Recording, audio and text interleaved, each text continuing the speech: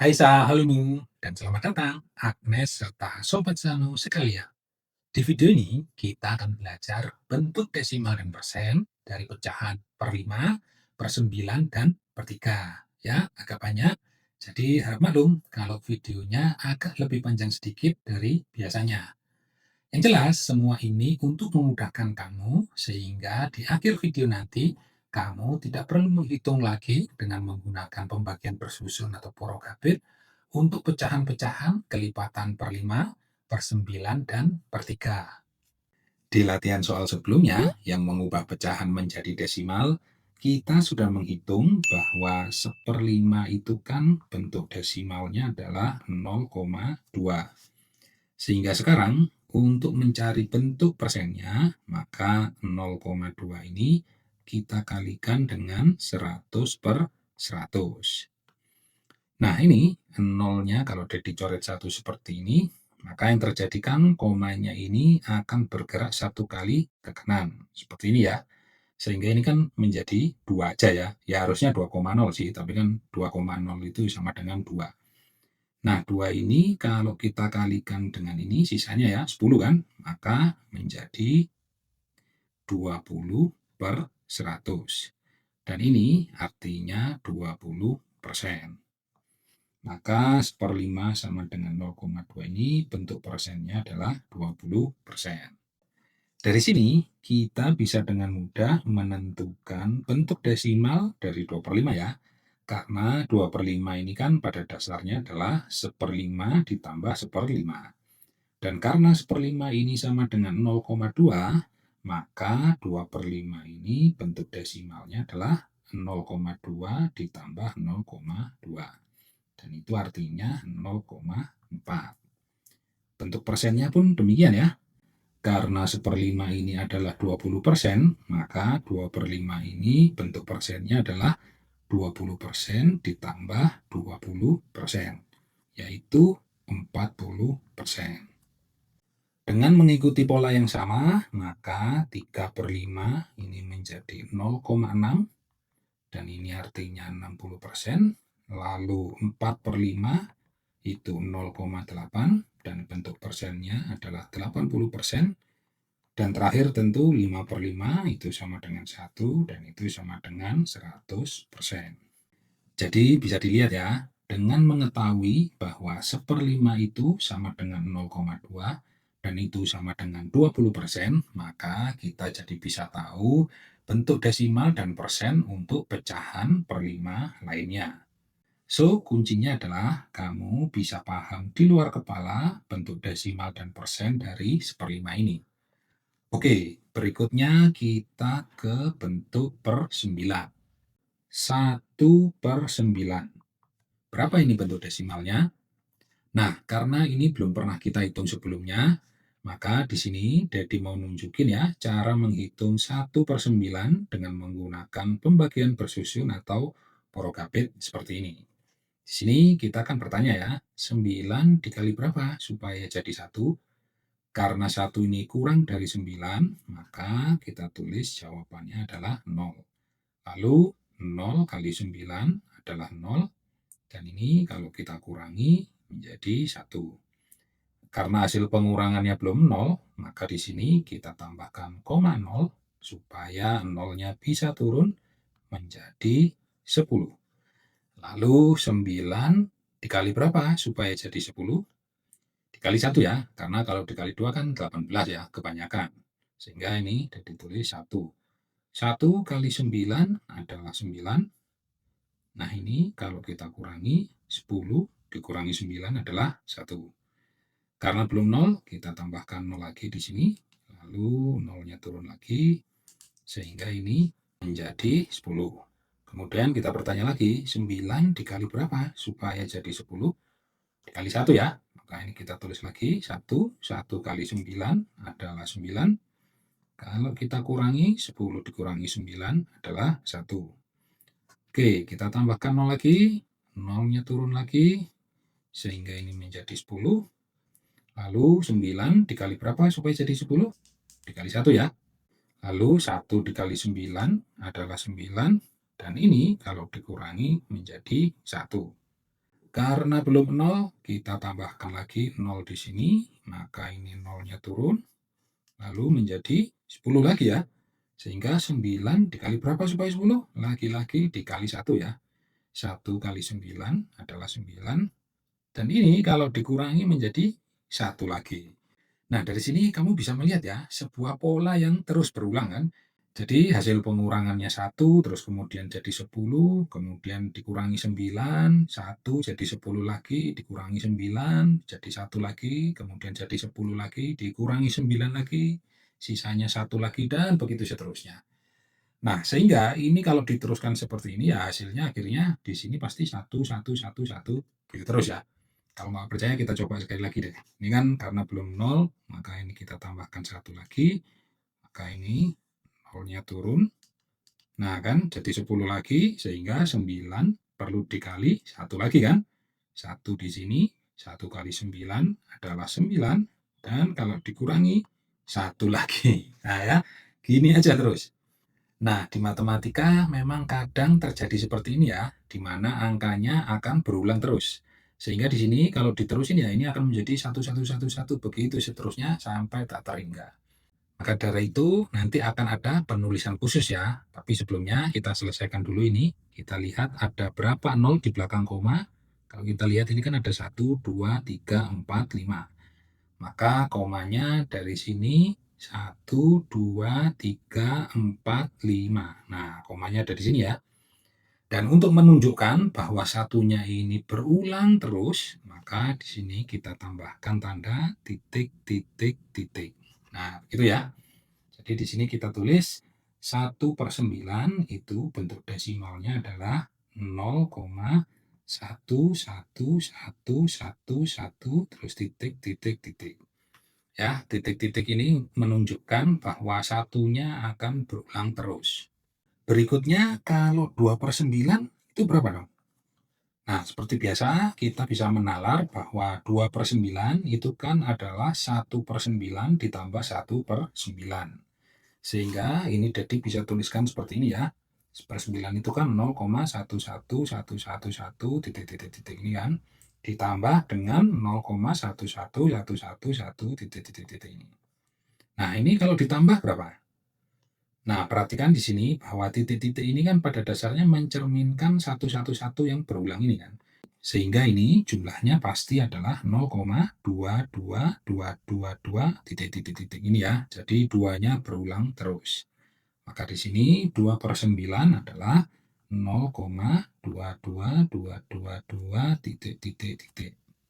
Dengan pola yang sama, maka kita bisa juga tahu bahwa 3/9 itu adalah 0,33333 titik-titik-titik, dan 4/9 itu sama dengan 0,4444 titik-titik-titik. Oke, ini udah dihapus dulu ya, supaya kita bisa gunakan untuk hal-hal yang lain. Nah, ketika berhadapan dengan angka desimal seperti ini, seringkali kita nggak pengen angka desimalnya terlalu panjang ya. Apalagi ada titik-titiknya seperti ini. Itu tidak praktis dan sering membuat bingung. Untuk itu, kita bisa melakukan pembulatan angka desimal. Caranya seperti ini ya. Misalkan Dedi punya angka 0,276. Ini kalau kita lihat kan angka di belakang komanya ada 1, 2, 3. Katakanlah Dedi cuma pengen sampai 2 angka di belakang koma ya, seperti ini. Maka yang Dedi lakukan adalah melihat angka yang ketiga ini. Di mana aturannya adalah kalau angka ketiga ini 0 sampai 4, maka angka tersebut akan hilang.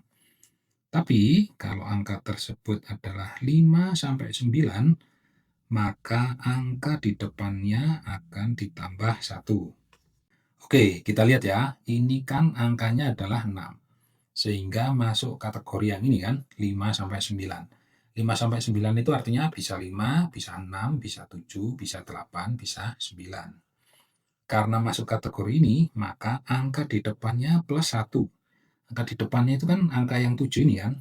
Maka 0,276 ini kemudian dibulatkan menjadi 0,28 ya, 2 angka di belakang koma. Oke, kita coba satu lagi ya. Misalnya sekarang angkanya 0,2748. Ini kan ada 4 angka di belakang koma. Sama seperti tadi, Dedi cuma pengen sampai 2 angka di belakang koma. Maka yang Dede lihat adalah angka yang ketiga ini ya, yang 4 ini. Jadi yang 8 ini nggak perlu Dede lihat. Nah, angka 4 ini masuk kategori mana yang ini? Yang ini kan ya, 0 sampai 4 ya. 0 sampai 4 itu artinya bisa 0, bisa 1, bisa 2, bisa 3, atau bisa 4. Nah, karena masuk kategori ini, maka angkanya ini menjadi hilang ya. Jadi 4 ini hilang ya, termasuk yang belakang-belakangnya ya. Yang 8 ini hilang juga. Sehingga 0,2748 ini dibulatkan menjadi 0,27. Jadi begitu ya caranya. Sehingga kalau kita kembali ke 1/9 ini, katakanlah di sini kita cuma pengen sampai 4 angka di belakang koma. Maka kita lihat ya, angka yang kelima ini kan 1 ya, dan itu masuk kategori yang ini. Sehingga kalau kita bulatkan ini 1 dan ke belakangnya yang titik-titik ini hilang, maka 1/9 ini kalau dibulatkan sampai 4 angka di belakang koma menjadi 0,1111. Nah, ini berapa nilai persennya? Oke, kita hitung ya. 0,1111 kali 100/100. Perhatikan di sini, ini kalau nolnya ada dicoret dua-duanya seperti ini, maka komanya kan akan bergerak ke kanan 2 kali ya. 1, 2. Sehingga ini kan menjadi 11,11/100. Dan itu artinya 11,11%. Oke, ini ditulis dulu, 11,11%. Lanjut ke yang 2/9. Sama seperti tadi, seandainya ini Dedi pengen cuma sampai 4 angka di belakang koma, maka kita lihat angka kelima, 2 ya, dan itu masuk kategori ini, sehingga ini 2 dan titik-titiknya ini hilang. Maka secara keseluruhan ini dibulatkan menjadi 0,2222. Dan itu bentuk persennya adalah 22,22%. Begitu juga dengan yang 3/9 ya. Ini menjadi 0,3333 dan itu sama dengan 33,33%. Dan terakhir 4/9 ini adalah 0,4444 dan itu sama dengan 44,44%. Sekarang perhatikan yang 3/9 ini. Ini kan bisa kita sederhanakan ya. Kalau pembilang dan penyebutnya dibagi 3, maka ini kan 3 dibagi 3 adalah 1, 9 dibagi 3 adalah 3.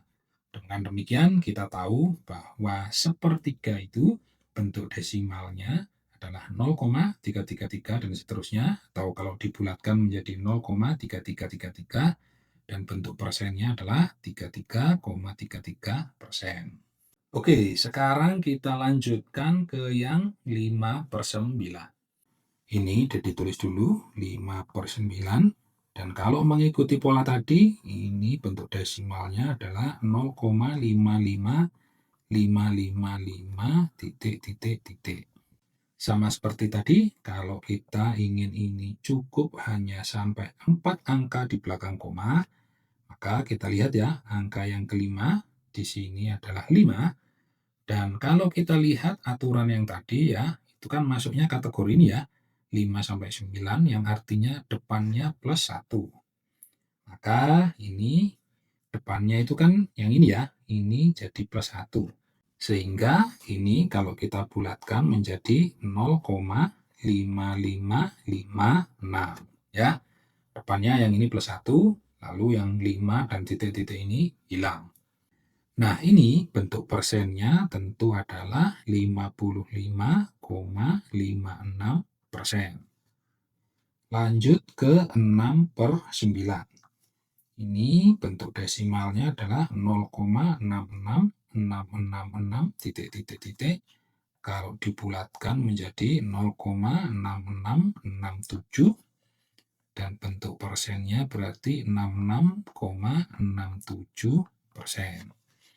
Perhatikan di sini bahwa 6/9 ini bisa kita sederhanakan ya, yaitu 6 dibagi 3 adalah 2, 9 dibagi 3 adalah 3.